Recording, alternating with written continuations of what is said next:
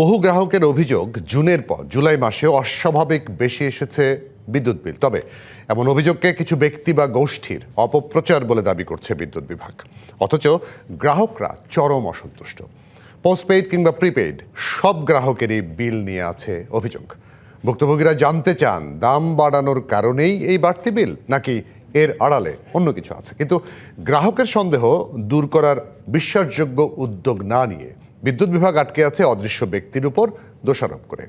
আমাদের সঙ্গে বার্তাকক্ষ থেকে যুক্ত হয়েছেন সহকর্মী ইউসুফ রানা।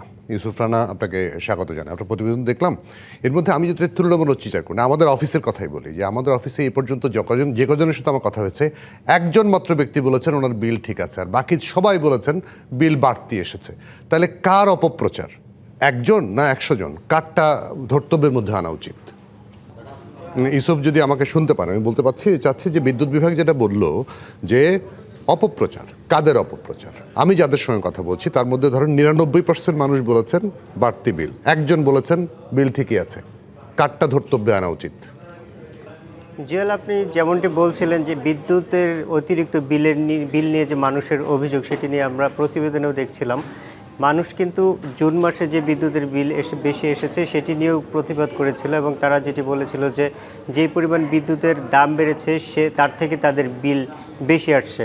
আমরাও কিন্তু হিসাবে দেখেছি যে 17 থেকে 18% দাম বেড়েছে, কিন্তু কারো কারো অভিযোগ বিলটি যেটি এসেছে সেটি দ্বিগুণ, কোনো ক্ষেত্রে তার থেকেও বেশি। এবং সেটি শুধু রাজধানীতে নয়, সারা দেশের বিভিন্ন প্রান্ত থেকেই এই অভিযোগগুলো আসছে। এবং আমরা গত 2-3 দিন যাবৎ কিন্তু সামাজিক যোগাযোগ মাধ্যমে এই বিষয়টি আরও বেশি জোরালোভাবে দেখছি যে জুন মাসে একটি অভিযোগ হয়তো ছিল যে প্রথমে হয়তো কোনো ভুলক্রমে এই বিষয়টি হয়েছে, আবার কখনো কখনো জুন মাসে অতিরিক্ত বিল দেওয়া হয় এরকম।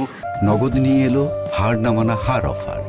সর্বনিম্ন 10,000 টাকা রেমিটেন্স নগদে পাঠালে থাকছে স্বর্ণের হার জেতার সুযোগ।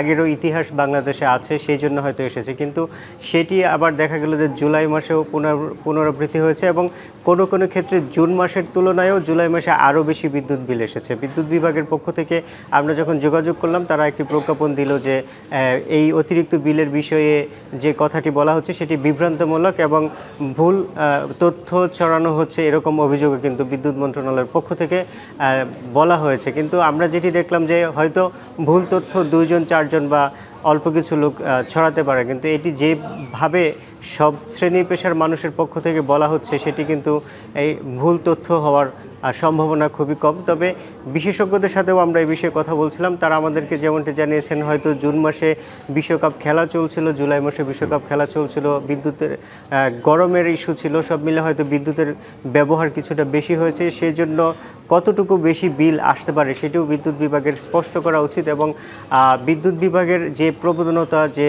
কোনো কিছু হলে একটি প্রজ্ঞাপন দিয়ে সেটিকে একটি ধামাচাপা দেয়া, সেটি না করে যদি এটি একটি সুনির্দিষ্টভাবে বলা যায় সেটি আরও বেশি ভালো। তারা বলছে যে যতগুলো অভিযোগ এসেছে সবগুলোই নাকি সমাধান করা হয়েছে, তাহলে তারা কিন্তু এটার একটা স্পষ্ট হিসাব দিতে পারতো যে গত জুন মাসে অথবা জুলাই মাসে কতগুলো অভিযোগ গ্রাহকদের পক্ষ থেকে এসেছে এবং সেগুলো সমাধান করা হয়েছে কিনা। বিশেষজ্ঞরা কিন্তু বারবারই বলছেন যে আমাদের দেশে বিদ্যুতের যে সিস্টেম লস সেটি কিন্তু আরও অনেক বেশি কমানো সম্ভব। 10% উপরে সিস্টেম লস আমাদের দেশে আছে, সেটি যদি 1% কমানো যায় তাহলে বছরে প্রায় 1,000 কোটি টাকা সাশ্রয় করা সম্ভব।